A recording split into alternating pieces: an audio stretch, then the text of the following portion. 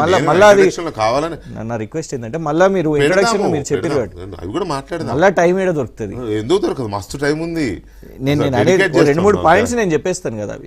ఏం పర్లేదు బ్రదర్. ఇప్పుడు యాంటిసిపేటరీ బెయిల్ గురించి అనుకున్నాం కదా, లీగల్ పాయింట్ అగ్రీ. మేము ఈ రోజు కూడా అందుకే చెప్పినాం లాజికల్ గా. అంటే ఎందుకంటే వీకే గారు నేను చిన్నగా చెప్తాను, చిన్న పదాలు వెళ్తాయి చూడండి. విరుచుకుపడ్డారు, మేము విరుచుకుపడలేదు. మీరు ఎన్నెన్నసార్లు పిలవండి, ఎంత చిరునవ్వుతో అక్కడ మాట్లాడారు, దాన్ని విరుచుకుపడడం అని అన్నారు. మీ ఇంట్రొడక్షన్ లోనే మీరు విరుచుకుపడ్డారు. ఏసీబీ రేవంత్ గారి మీద అన్నారు, ఏసీబీ మీద అన్నారు, ఈడీ మీద అన్నారు. మీరు దయచేసి చూసుకోండి. సరే మేము రేవంత్ గారి మీద కూడా విరుచుకుపడతలేమండి. అరే దండం పెడతానే అన్నా, నువ్వు మొదలు పెట్టకన్నా, నువ్వు మొదలు పెట్ట. నేను ఏం విరుచుకుపడతలే. మేము ఏమంటున్నామంటే లేదు ఒక రెండు నిమిషాలు. మీరు ఏమన్నారు అంటే అదేదో భార్య భర్తల పెళ్ళ XYZ అది చెప్తా. అది కూడా నేను చెప్పనివ్వండి. 1 by 1 ఏడ దొరుకుతుంది నాకు? ఇచ్చిన 2 నిమిషాల్లో మీరు 10 క్వశ్చన్లు వచ్చినాయి కదా. మీరు అంటారు మీరు అనే మాటలు ఇంట్రడక్షన్ రిమార్క్స్ అలా ఉంటాయి. తర్వాత పాయింట్ వైజ్ వస్తాను నేను. ఎప్పుడు వచ్చేది పిలిచిందే ఇవాళ ఎక్కువ మనం ఏం 1-1 కూడా కాదు, వాళ్ళిద్దరు కూడా ఇవ్వాలి. నేను అడ్డుపడవద్దు. అడ్వకేట్ కూడా పిలిచాను. అందుకని నేను అనేది ఏంటంటే 10 ఆరోపణలు వేస్తారు అన్న. నాకు ఒక్క పాయింట్ చెప్పగానే 2వ పాయింట్ ఖతం.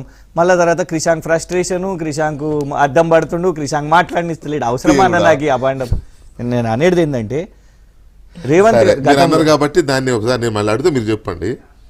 ఇప్పుడు ఇంట్లో ఏదన్నా పంచాయతీ అయిందనుకో, భార్య భర్తల పంచాయతీ, తండ్రి కొడుకుల పంచాయతీ, అన్నదమ్ముల పంచాయతీ, ఇంకోటి అయితే ఆ ఊళ్ళో పెద్ద మనిషి ఎవరో ఉంటారు, సర్పంచ్, ఇంకొక ఆయన కుల పెద్ద మత పెద్ద ఎవరో ఉంటారు ఊళ్ళలో. ఆడ కూర్చొని పోయి మాట్లాడతారు.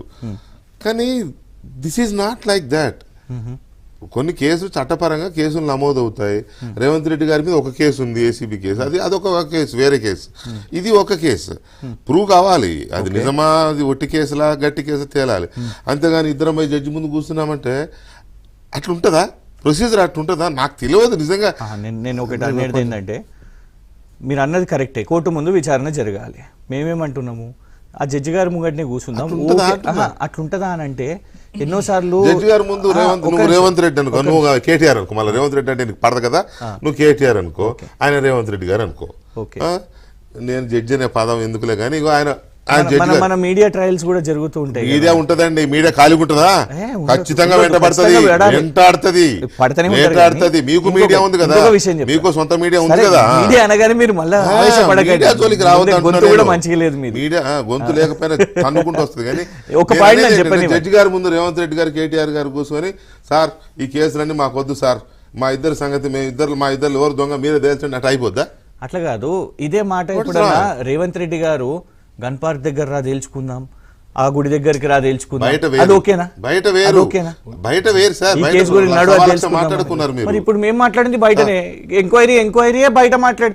ఇలా కేటీఆర్ గారు జడ్జి ముంగట చెప్పిరా ఈ మాట, ఏసీబీ దగ్గర చెప్పిరా ఈ మాట, ఈడీ దగ్గర చెప్పిరా మాట, బయటనే ప్రపోజల్ మీరన్నట్టే అన్న, 10 కోట్లు మీరన్నట్టే. బయట రేవంత్ రెడ్డి ఎట్లా మాట్లాడతాడో మేము బయట అదే మాట్లాడినాం ఇవాళ. కాదు వస్తే మంచిదే కదా. వీకే గారిని ముందు పెడదాం, వీకే గారిని పెడదాం. జస్టిస్ వీకే గారిని, వెంకటకృష్ణ గారిని మధ్యలో పెట్టేసి ఒరిజినల్ జడ్జి కూడా ఉంటారు, మా వీకే గారు జ్యుడిషియరీ సిస్టమ్ లో అలాంటి ప్రొసీజర్ లేదు. భార్యాభర్తల విడాకులు కూడా హీరింగ్ అవ్వాలి, 6 నెలల పాటు హీరింగ్స్ అవ్వాల్సిందే. ఇదే సాధ్యాసాధ్యాలు మంచిగా రేవంత్ రెడ్డి గారికి కూడా అప్పుడు చెప్పినామండి. బయట మాట్లాడుకోవడం వేరు, మరి ఇప్పుడు మాట్లాడింది పెద్ద పాయింట్ కాదు. అంటే మేము అనేది ఎందుకంత భయం? లై డిటెక్టర్ టెస్ట్ అనేది లీగల్ పాయింట్ కాదా?